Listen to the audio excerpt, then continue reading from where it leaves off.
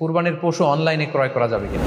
কুরবানি কি পুরো পরিবারের পক্ষ থেকে একজন দিতে হবে নাকি সামর্থ্যবান প্রত্যেকের দিতে হবে? ফ্রিজে রাখা যাবে কিনা? জি, কুরবানির গোশত ফ্রিজে রাখা যাবে। ইবনে আব্বাস রাদিয়াল্লাহু তাআলা আনহুর মত অনুযায়ী 3 ভাগ করা উত্তম, তবে এটা আবশ্যক নয়। ফলে অনলাইনে কুরবানির পশুটা ক্রয় করা যাবে কিনা, এটা হচ্ছে প্রশ্ন। এক্ষেত্রে উত্তর হচ্ছে জি, অন্যান্য জিনিস আপনি যেমনি অনলাইনে ক্রয় করেন সেগুলো যেমনি জায়েজ, অনুরূপভাবে অনলাইনে কুরবানির পশু ক্রয় করা জায়েজ। বিভিন্ন ডেইরি ফার্ম আছে, অ্যাগ্রো ফার্ম আছে এবং বিভিন্ন গরু ছাগলের খামার আছে। তারা কিন্তু আমি দেখলাম যে বিক্রয়.com না রকমারি.com আমি দেখলাম যে তারা গরুর অ্যাড দিচ্ছে, গরুর ভিডিও সেখানে আপলোড করে দিচ্ছে, সেখানে তাদের ক্লায়েন্টরা সেটা দেখে তারা গরু ক্রয় করছে। যে এটা জায়েজ আছে ইনশাল্লাহ। আপনারা যদি স্বাস্থ্য ঝুঁকির কারণে গরুর হাটকে অ্যাভয়েড করতে চান, ওখানে যেতে না চান, আপনারা চাইলে অনলাইনে পশু ক্রয় করতে পারবেন। তবে সেক্ষেত্রে দুটি জিনিস আপনাকে নিশ্চিত হতে হবে। দুইটা জিনিস আপনাকে অনলাইনে পশু ক্রয় করার ক্ষেত্রে নিশ্চিত হতে হবে।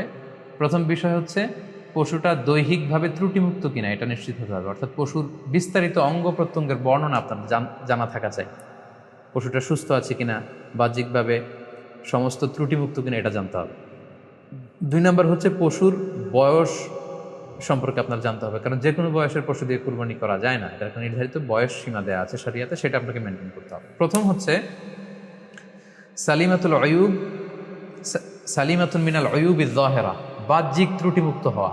যে কোনো পশু দিয়ে কিন্তু, অসুস্থ পশু দিয়ে কুরবানি করলে কিন্তু কুরবানি হবে না। এক্ষেত্রে আমরা সুনানে নাসাইর একটি হাদিস উল্লেখ করব। হাদিসটি সহিহ, বারা ইবনে আযিব রাদিয়াল্লাহু তাআলা আনহু বর্ণনা করেছেন। আল্লাহ রাসূল সাল্লাল্লাহু আলাইহি ওয়াসাল্লাম বলেছেন, লা ইয়াজুজ মিনাদ দাহায়া আল আওরাউল বাইয়িনু আওরুহা। এমন পশু দিয়ে কুরবানি হবে না যেই পশুটা সুস্পষ্টভাবে অন্ধ। অন্ধ কানা কোনো পশু দিয়ে কুরবানি হবে না। ওয়াল আরজা উল বাইয়িনু আরাজুহা, খোড়া, কুরবানি যেখানে করা হবে ওই জায়গা পর্যন্ত হেঁটে যেতে পারছে না, মাঠ থেকে বাড়িতে আনা যাচ্ছে না, এরকম খোড়া প্রাণী দিয়ে কুরবানি করা যাবে না। ওয়াল মারিদাতুল বাইয়িনু মারাদুহা, খুব বেশি অসুস্থ, খুবই দুর্বল অসুস্থ প্রাণী দিয়ে কুরবানি করা যাবে না। ওয়াল আজফা উল্লাতি লা তুনকি, এবং এমন এমন বয়স্ক বৃদ্ধ প্রাণী যে অতি বয়সের ভারে এটা নুজ্জ হয়ে গিয়েছে এবং এর হাড্ডির ভেতরে যে মজ্জা শুকিয়ে গিয়েছে, এরকম প্রাণী দিয়েও কিন্তু কুরবানি করা যাবে না। তাহলে সুনানে নাসাইয়ের এই সহিহ হাদিসটির মধ্য দিয়ে আমরা বুঝতে পারলাম যে অন্ধ প্রাণী দিয়ে কুরবানি করা যায় না, খোড়া প্রাণী দিয়ে করা যায় না, খুবই দুর্বল প্রাণী দিয়ে এবং খুব বয়স হয়েছে এরকম প্রাণী দিয়ে কিন্তু কুরবানি করা যাবে না। তারপর আমরা সুনানে তিরমিজির আরেকটি হাদিস এখানে উল্লেখ করব। এই হাদিসটিও হাসান পর্যায়ের হাদিস। বর্ণনাকারী হচ্ছেন আলী রাদিয়াল্লাহু তাআলা আনহু। তিনি বলেন, নাহা রাসূলুল্লাহ সাল্লাল্লাহু আলাইহি সাল্লাম আইয়ুদহা বিআ'যাবিল করনি ওয়াল উযুন, অর্থাৎ আল্লাহ রাসূল সাল্লাল্লাহু আলাইহি ওয়াসাল্লাম শিং ভাঙা এবং কান কাটা এরকম প্রাণী দিয়ে কুরবানি করতে নিষেধ করেছেন।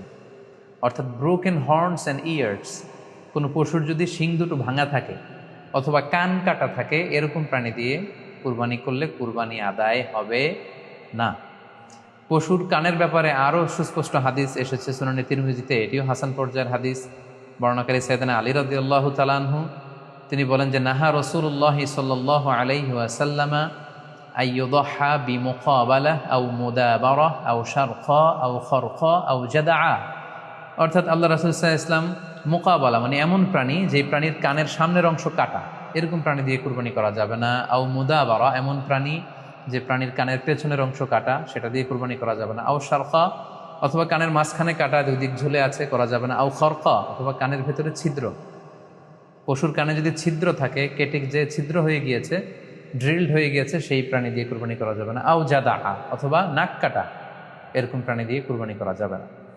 তাহলে আল্লাহ রাসূল সাল্লাল্লাহু আলাইহি ওয়াসাল্লামের ভাষ্য মতে এই প্রাণীগুলো দিয়ে কুরবানি করা যাবে না। ফলে আপনি অনলাইনে যদি পশু ক্রয় করতে চান, আপনার যে পশুটা ক্রয় করবেন এটা বাহ্যিকভাবে সুস্থ আছে কিনা, অঙ্গ প্রত্যঙ্গের বিস্তারিত বর্ণনা ভিডিওতে আপনাকে ক্রস চেক করে এবং বাড়িতে আনার পরে সেটাকে দেখে এই পারচেজটা আপনাকে নিশ্চিত করতে হবে।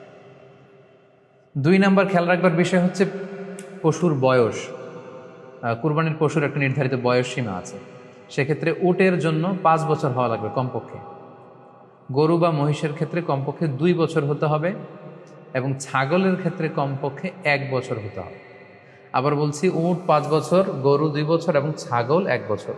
তবে মেষ বা ভেড়া, দুম্বা এগুলো যদি 6 মাসের হয়, দেখতে যদি মোটা মাংসটা হয় 1 বছরের মতো মনে হয়, তাহলে সেগুলো দিয়েও কুরবানি করা যাবে। সেক্ষেত্রে পশুর যে দাঁত আছে, নিচের পাটের যে পশুর দাঁত, এই দাঁতগুলোর পাশে 2টা ধারালো দাঁত থাকে, এগুলো উঠেছে কিনা এগুলো দেখে দেখে আপনারা পশুর বয়সকে নির্ণয় করতে পারবেন। তাহলে অনলাইনে ক্রয়ের ক্ষেত্রে আমাদের উত্তর হচ্ছে যে অনলাইনে আপনি পশু ক্রয় করতে পারবেন।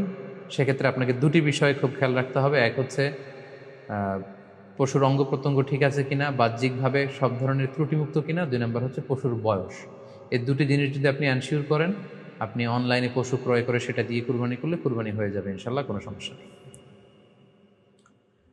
আরও একটি প্রশ্ন আমাদের কাছে খুব বেশি এসেছে, সেটা হচ্ছে কুরবানি কি পুরো পরিবারের পক্ষ থেকে একজন দিতে হবে নাকি সামর্থ্যবান প্রত্যেকের দিতে হবে? আই রিপিট, আমি আবার বলছি, প্রশ্নটি হচ্ছে যে অনেকে এই প্রশ্নটি করেছেন যে পুরো পরিবার থেকে একজন দিলে হয়ে যায় নাকি সামর্থ্যবান প্রত্যেকের দিতে হয়। সম্মানিত দিনী ভাই এবং বোনেরা, এটি একটি মতবিরোধপূর্ণ মাসআলা। অর্থাৎ এই মাসআলার ক্ষেত্রে স্কলারদের মধ্যে মতভেদ পাওয়া যায়। এক্ষেত্রে 2টি মতামত। একদল স্কলার বলেছেন যে এটা পরিবারের পক্ষ থেকে একজন দিলে আদায় হয়ে যাবে। অপর মতামত হচ্ছে যে না, সামর্থ্যবান প্রত্যেকেরই দিতে হবে। আমরা 2টি মতামত নিয়ে আলোচনা করি। প্রথম মত হচ্ছে যে এক পরিবারের পক্ষ থেকে একজনই যথেষ্ট। এই মতামতটিও দলিলের দিক থেকে বেশ শক্তিশালী। সেক্ষেত্রে আমরা মেহনাফ ইবনে সুলাইম রাদিয়াল্লাহু তাআলা আনহুর বর্ণিত একটি হাদিস সুনানে আবু দাউদে এসেছে। হাদিসটি হাসান পর্যায়ের হাদিস। তিনি বলছেন, ওয়া নাহনু উকুফুন মা রাসূলিল্লাহ বিআরাফাতিন, আমরা রাসূল সাল্লাল্লাহু আলাইহি ওয়াসাল্লামের সাথে 9 জিলহজ আরাফার ময়দানে ছিলাম। ক্বালা, তখন আল্লাহ রাসূল সাল্লাল্লাহু আলাইহি ওয়াসাল্লাম আমাদেরকে বলেছেন, ইয়া আইয়ুহান নাস, হে মানব সকল, ইন্না আলা কুল্লি আহলি বাইতিন ফি কুল্লি আমিন উদহিয়া, অর্থাৎ প্রত্যেকটি, আল্লাহ রাসূল সাল্লাল্লাহু আলাইহি ওয়াসাল্লাম বলেছেন প্রত্যেকটি ফ্যামিলির জন্য প্রতি বছর একটি কুরবানি ওয়াজিব হয়। আমি আবার বলছি, প্রত্যেক ফ্যামিলির জন্য প্রতি বছর কুরবানি দিতে হয় কয়টি? একটি। তাহলে কুরবানি পরিবারের পক্ষ থেকে একটি দিলেই আদায় হয়ে যাবে। সুনানি তিরমিজির আরও একটি হাদিস আমরা এখানে উল্লেখ করতে পারি। এই হাদিসটিও সহিহ।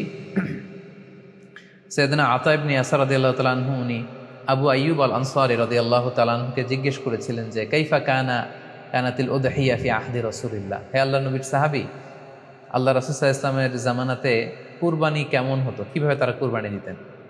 তো আবু আইয়ুব আল আনসারী রাদিয়াল্লাহু তাআলা আনহু উনি বলেছেন, কানা রাজুলু ইউদাহি বিশাতি আনহু ওয়া আন আহলিহি, আল্লাহ রাসূল সাল্লাল্লাহু আলাইহি ওয়াসাল্লামের সময়কালে লোকজন একটি ছাগল কুরবানি দিত তার পক্ষ থেকে এবং তার ফ্যামিলির পক্ষ থেকে।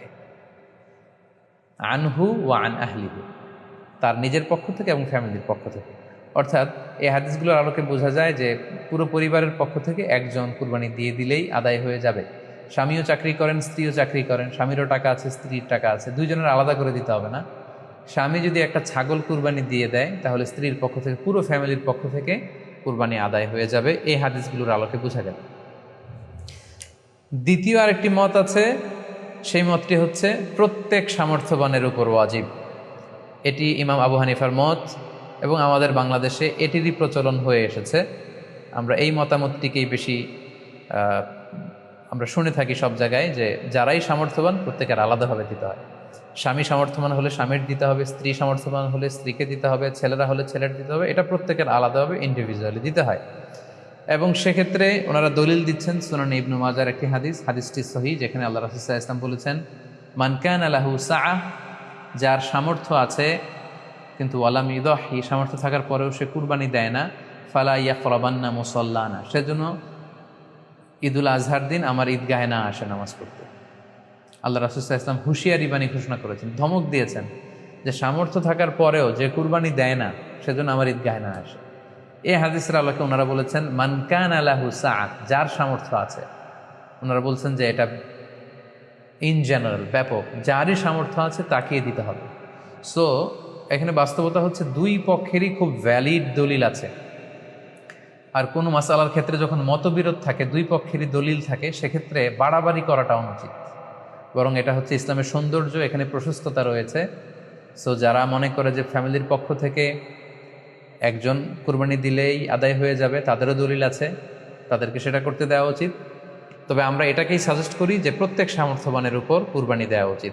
এতে করে যিনি কুরবানি দিবেন উনি সওয়াব পেয়ে উপকৃত হলেন, আবার উনি কুরবানি দেওয়ার কারণে গোশত বিতরণ করলেন, ফলে গরিবরা উপকৃত হলো। সো সামর্থ্যবান প্রত্যেকেরই উচিত বেশি বেশি কুরবানি দেয়া। আশা করি এই মাসালাটাও আপনারা বুঝতে পেরেছেন। সম্মানিত, শুধু আমরা আমাদের লাইভের একেবারে শেষের দিকে চলে এসেছি।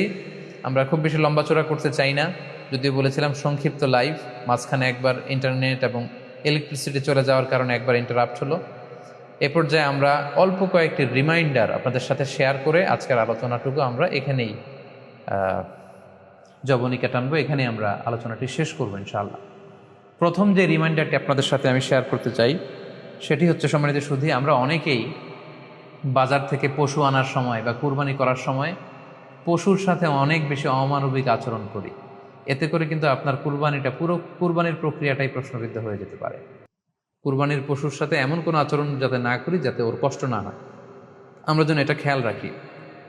বিশেষ করে জবাই করার আগে পশুকে ভালোভাবে রশি দিয়ে বেঁধে নেয়া এবং ছুরিটা যেই ছুরি দিয়ে জবাই করা হবে সেটা খুব ধারালো থাকা। আল্লাহ রাসূল সাল্লাল্লাহু আলাইহি ওয়াসাল্লাম কিন্তু এই দিক নির্দেশনা আমাদেরকে দিয়েছেন। সুবহানাল্লাহ। ইসলাম যে কতটা চেক অ্যান্ড ব্যালেন্স, কতটা ভারসাম্যপূর্ণ জীবন বিধান। আল্লাহ রাসূল সাল্লাল্লাহু আলাইহি ওয়াসাল্লাম সহিহ মুসলিমের বর্ণনায় তিনি বলছেন, ইযা যাবাহতুম ফাআহসিনুয যিবহা, তোমরা যখন জবাই করবে সেখানেও তোমরা ইহসান করো। কেননা আল্লাহ তাআলা সব জায়গায় ইহসানকে অবধারিত করেছেন। আমরা জীবনে যাই করবো না কেন সেটা ইহসানের সাথে করতে হবে। তো পশুটাকে কিন্তু আমি জবাই করব, স্লটার করব। আল্লাহ রাসূল সাল্লাল্লাহু আলাইহি ওয়াসাল্লাম বললেন, যখন স্লটার করবে, জবাই করবে, তখনও সেটার প্রতি ইহসান করে তোমরা জবাই করো। ওয়াইদা যাবাহতুম ফাআহসিনুয যিবহা, সেক্ষেত্রেও তোমরা সফট হার্টেড হও, সেটাকে ইহসানের সাথে জবাই করো। কিভাবে ইহসানের সাথে জবাই করবে? ওয়ালিয়ুহিদ্দা আহাদুকুম শাফরাতাহু ওয়ালিয়ুরিহ যাবিহাতাহু, তোমরা তোমাদের ছুরিটা খুব বেশি করে ধারালো করে নাও, যাতে করে খুব স্মুথলি স্লটারিংটা হয়ে যায়, খুব স্মুথলি কুরবানিটা তাড়াতাড়ি হয়ে যায়, যাতে প্রাণীটার কষ্ট না হয়। আমরা প্রায়ই আমাদের ব্যাখেয়ালে বা অবহেলাবশত কুরবানির পশু ট্রাক থেকে নামানো, হাট থেকে নিয়ে আসা, এমনভাবে আমরা কুরবানির পশুর সাথে ট্রিট করি, এতে করে কিন্তু অনেক অমানবিক আচরণ আমাদের দ্বারা প্রকাশ পেয়ে যায়। সো আমরা যদিও এটাকে জবাই করব, আমরা যেন ইহসানের সাথে জবাই করি, এই বিষয়টা যেন আমরা খেয়াল রাখি। এটা হচ্ছে প্রথম রিমাইন্ডার। দ্বিতীয় রিমাইন্ডার হচ্ছে, আমাদের দেশে প্রায় এটা ঘটে, জবাই করার পরে অনেক কসাইরা তাড়াতাড়ি এই পশুটার দেহ থেকে প্রাণ বের হয়ে যাওয়ার জন্য ছোট ছুরি দিয়ে জবাই করা প্রাণীটার গলার মধ্যে খোঁচা মারতে থাকে, গলায় বারবার খোঁচা মারতে থাকে। এটা কিন্তু ঠিক না। স্পাইনাল কর্ডে যদি আপনি জবাই করার পরে বারবার খোঁচা মারেন, তাহলে কিন্তু এই প্রাণীটার অপমৃত্যু হতে পারে, অর্থাৎ এটা স্বাভাবিক কোনো মৃত্যু নয়। স্বাভাবিক মৃত্যু হচ্ছে জবাই করে দেয়া, এবং ইসলাম এটাকে আমাদের জন্য বৈধ করেছেন। আমরা জানি যে পাশ্চাত্যে গরুর মাথায় বুলেট মারা হয়, অথবা ইলেকট্রিক্যাল শক দিয়ে ওটাকে হত্যা করা হয়, অথবা ভারী কোনো লোহার হাতুড়ি দিয়ে গরুর মাথায় আঘাত করে সেটাকে মারা হয়। কিন্তু ইসলাম এগুলোকে নিষেধ করেছে। ইসলামের বিধান হচ্ছে স্লটারিং করা, আপনি জবাই করে দিবেন। সেক্ষেত্রে আমার মনে হয় 10 থেকে 15 মিনিট যদি আমরা একটু ওয়েট করি, গরুর দেহ থেকে সবগুলো রক্ত কিন্তু বের হয়ে যাবে, ফলে এটার গোশতটা উপাদেয় হবে আমাদের জন্য। কিন্তু আমরা যদি তাড়াহুড়ো করে, বিশেষ করে অনেক কসাই ভাইরা রুহটা যাতে তাড়াতাড়ি বের হয়ে যায়, প্রাণটা যাতে তাড়াতাড়ি বের হয়ে যায়, জবাইয়ের পরে আবার ছোট ছুরি দিয়ে স্পাইনাল কর্ডে খোঁচা মারতে থাকে, এটা কিন্তু ঠিক না। এতে করে যেটা হয়, এটা স্বাভাবিক মৃত্যু হয় না, বরং অপমৃত্যু হয়ে থাকে। আমরা যখন কুরবানি করি তখন প্রাণীটার শ্বাসনালী এবং কণ্ঠনালী কেটে যায়, এবং তারপরে রক্তনালী, যেটাকে ইংরেজিতে বলে জুগুলার ভেইন, এই জুগুলার ভেইনটা যখন কেটে যায় তখন কিন্তু প্রাণীটা আর ব্যথা পায় না। গবেষণায় দেখা গিয়েছে যে যদিও আমরা দেখি যে প্রাণীটা খুব ছটফট করে, লাফালাফি করে, কিন্তু আসলে সে ব্যথা পায় না। জুগুলার ভেইন যখন কেটে ফেলে তখন ব্রেইন তাকে স্পাইনাল কর্ডের মাধ্যমে হার্টে সিগন্যাল দেয় আরও বেশি পাম্প করার জন্য, আরও বেশি রক্ত পাঠানোর জন্য। ফলে দেহের সবগুলো রক্ত গলার ওই কাটা জায়গা দিয়ে কিন্তু বের হয়ে যায়।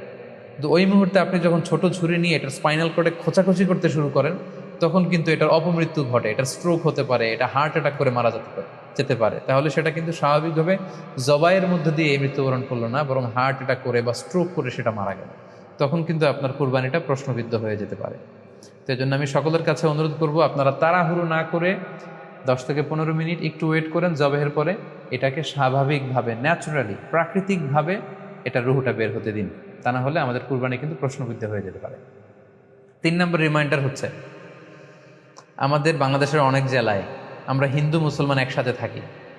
আমার কাছে নিউজ এসেছে যে অনেক জায়গায় অনেকে হিন্দুদের মন্দিরের সামনে কুরবানির গরু জবাই করে। এটা ঠিক না, কারণ আমরা জানি যে ওরা এই গরুর পূজা করে থাকে। সো আমরা এমন কিছু করব না যেটা ওদেরকে খুব বেশি কষ্ট দিবে। সো অনেকে শুনেছি যে উস্কানিমূলকভাবে তারা একটু দেখিয়ে দিতে চায় বা তাদের উপর প্রতিশোধ নিতে চায়, এরকম করে অনেক সময় হিন্দুদের বিভিন্ন গ্রামে মন্দিরের সামনে এই কুরবানির ব্যবস্থাপনা করা হয়। আমি বলবো যে আমরা এটা যাতে না করি। আমরা হিন্দুদের যে উপাসনালয় আছে, আমাদের হিন্দু ভাইদের উপাসনালয়গুলোকে স্কিপ করে এমন জায়গায় কুরবানি করব যাতে করে তাদের এই দৃশ্য দেখা না লাগে এবং তাদের এবাদতগাহের সামনেও যাতে আমাদের এরকম পরিস্থিতি তৈরি করতে না হয়। আমরা যাতে সাম্প্রদায়িক সম্প্রীতি আমাদের আবাদতের মধ্য দিয়ে বজায় রাখতে পারি এবং কোনো ধরনের উস্কানিমূলক কর্মকাণ্ডে যেন আমরা কখনোই যুক্ত না হই। 4 নাম্বার এবং সবচাইতে গুরুত্বপূর্ণ পয়েন্ট হচ্ছে, জি খেয়াল করে শুনুন, আপনাকে বলছি 4 নাম্বার পয়েন্ট হচ্ছে যে জবাইয়ের স্থান এবং বর্জ্য কুরবানির পরে এটাকে নিজ দায়িত্বে পরিচ্ছন্ন করুন। আই রিপিট, আমি আবার বলছি, যেখানে আপনি কুরবানি করলেন সেটাকে এবং এই যে বর্জ্য ময়লা এটা নিজ দায়িত্বে আপনি ক্লিন করুন। সিটি কর্পোরেশনের ভাইয়েরা সরকারি তত্ত্বাবধানে সারা বাংলাদেশের এই সব বর্জ্য আসলে পরিষ্কার করা সম্ভব না। জরিপে এসেছে যে 50 লক্ষ গরু জবাই করা হয় প্রত্যেকটা কুরবানির ঈদে। তো সেক্ষেত্রে আমাদেরকে দায়িত্বশীল হতে হবে। কুল্লুকুম রাঈন ওয়া কুল্লুকুম মাসউলুন আন রাইয়াতিহি। আল্লাহ রাসূল সাল্লাল্লাহু আলাইহি ওয়াসাল্লাম বলেছেন, তোমরা প্রত্যেকে দায়িত্বশীল আর তোমাদের প্রত্যেকের দায়িত্বের ব্যাপারে কিয়ামতের ময়দানে আল্লাহ তাআলা কিন্তু তোমাদেরকে জিজ্ঞেস করবে। তাই আমরা যেন নিজ দায়িত্বে এই কুরবানির করার স্থান এবং বর্জ্য যেন পরিষ্কার করি। ব্লিচিং পাউডার দিয়ে বেশি করে পানি মেরে আমরা যেন পরিষ্কার পরিচ্ছন্ন রাখি, কারণ আত-তুহুরু শাতরুল ঈমান, পরিষ্কার পরিচ্ছন্নতা এটা হচ্ছে ঈমানের অঙ্গ। এই বিষয়টা জানে আমরা খুব গুরুত্বের সাথে নেই এবং নিজ নিজ কুরবানি আমরা যেখানে দিলাম সেই জায়গাটা যেন আমরা পরিষ্কার করি। বিশেষ করে বিভিন্ন সংস্থা যারা অনেক অনেক কুরবানি করবেন, ভলান্টিয়ারলি বিভিন্ন কুরবানি করে কুরবানির গোশত বিতরণ করবেন, আপনারা এরকম ভলান্টিয়ারলি ক্লিনলিনেস ক্যাম্পেইন করতে হবে যাতে কোনো ধরনের রক্ত, ময়লা, বর্জ্য, আবর্জনা না থাকে। এই ব্যাপারটাকে যেন আমরা খেয়াল রাখি। সর্বশেষ হচ্ছে, অনেকে জিজ্ঞেস করেন যে ফ্রিজে রাখা যাবে কিনা। জি, কুরবানির গোশত ফ্রিজে রাখা যাবে। ইবনে আব্বাস রাদিয়াল্লাহু তাআলা আনহুর মত অনুযায়ী 3 ভাগ করা উত্তম, তবে এটা আবশ্যক নয়। আপনি 1 ভাগ নিজে খাবেন, 1 ভাগ আত্মীয় স্বজন প্রতিবেশীদের দিবেন, আরেক ভাগ গরিব দুঃখীদের মাঝে বন্টন করে দিবেন। এটা উত্তম, কিন্তু এটা আবশ্যক নয়। পুরো গোশত যদি আপনার লেগে যায় আপনি ভোগ করতে পারেন, আর যদি আপনার কাছে অতিরিক্ত গোশত থাকে এটা আপনি আত্মীয়দের দান করুন, গরিব আত্মীয়দের আপনি উপহার দিন, গরিব মিসকিনদের, সুবিধা বঞ্চিত মানুষদেরকে আপনি এগুলো দান করুন। কারণ সূরাতুল হাজ্জের 28 নম্বর আয়াতে আল্লাহ তাআলা বলেছেন, ফাকুলু মিনহা ওয়া আত'ইমুল বাঈসাল ফাকির। তোমরা কুরবানির এই গোশত নিজেরাও খাও এবং অভাবী লোকদেরকে দাও।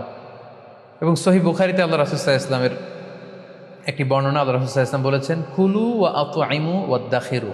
অর্থাৎ কুরবানির গোশত তোমরা খাও, ওয়া আত'ইমু মানে অন্যদের খাওয়াও, ওয়াদ্দাখিরু এবং তোমরা এটাকে প্রিজার্ভ করে রাখো বা জমা করেও রাখতে পারো। অর্থাৎ আপনি চাইলে ফ্রিজে রাখতে পারবেন, আপনি পরবর্তীতে খেতে চাচ্ছেন আপনি রাখতে পারবেন ইনশাআল্লাহ। সো উত্তম হচ্ছে 3 ভাগ করে 1 ভাগ নিজে খাওয়া, 1 ভাগ আত্মীয় স্বজনদের প্রতিবেশীদের দেয়া এবং 1 ভাগ অভাবী, সুবিধাবঞ্চিত গরিব মিসকিনদের মাঝে বন্টন করে দেয়া। এবং অবশ্যই অবশ্যই যাদের সামর্থ্য আছে আপনারা বেশি বেশি কুরবানি করুন এবং এই কুরবানির মধ্য দিয়ে আমরা অনেক অনেক প্রান্তিক জনগোষ্ঠী, সুবিধাবঞ্চিত মানুষ, তাদের কাছে আমাদের সহায়তাগুলো পৌঁছে দিতে পারবো। সম্মানিত সুধী, আপনাদের সবাইকে আবারও শুকরিয়া জানাই। দীর্ঘ সময় নিয়ে আপনারা আমাদের লাইভ প্রোগ্রামটিতে জয়েন করেছেন। এখনও দেখা যাচ্ছে প্রায় 22,700 দিনী ভাই বোন আমাদের লাইভটি শুনছেন। আপনাদের সবাইকে আবারও আন্তরিক শুভেচ্ছা এবং অভিনন্দন। আমরা কামনা করি যে আল্লাহ তাআলার কাছে আমরা ফরিয়াদ করি জিলহজ মাসের প্রথম 10 দিনের যে বারাকা, রাহমা, আমরা যেন নফল আবাদত করে করে বেশি বেশি তাকবীর, তাহলিল দিয়ে এই দিনগুলো যেন মুখরিত রাখতে পারি, বেশি বেশি নফল আবাদত করতে পারি, নফল রোজা রাখতে পারি। বিশেষ করে অবশ্যই আরাফার দিনের রোজা যাতে আমরা মিস না করি। এবং যদিও করোনা পরিস্থিতির মধ্য দিয়ে আমরা সবাই আতঙ্কিত, তারপরেও গোটা মুসলিম উম্মার জন্য আমরা দোয়া করি যে এই ঈদুল আজহার উৎসব যাতে আমরা ভাব গাম্ভীর্যের সাথে আবাদতের মধ্য দিয়ে, আনন্দ উৎসবের মধ্য দিয়ে পালন করতে পারি। আপনাদের সবার জন্য আমি দোয়া করছি, আমি নিজেও আপনাদের সবার কাছে দোয়া চাই। আল্লাহ তাআলা আপনাদের সবাইকে ভালো রাখুক, সুস্থ রাখুক, ঈমানের সাথে রাখুক।